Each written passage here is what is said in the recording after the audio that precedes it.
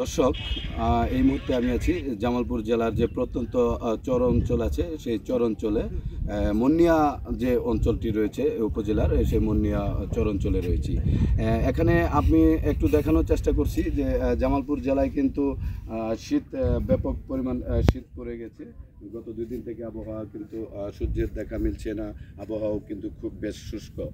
এই কারণে এখানে যে নিম্ন আয়ের মানুষগুলো রয়েছেন, যারা মৎস্যজীবী বা যারা মাছ ধরে তাদের জীবিকা নির্বাহ করেন, সেই মানুষগুলো কিন্তু তারা শীতের কারণে, প্রচণ্ড শীতের কারণে কিন্তু তারা নদীতে মাছ ধরতে পারছেন না।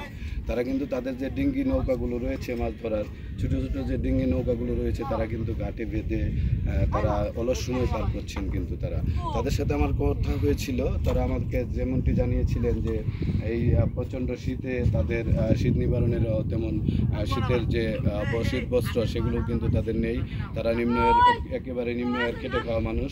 তারা যমুনা নদীতে মাছ ধরেই কিন্তু তাদের সংসার চালান বা জীবিকা নির্বাহ করেন।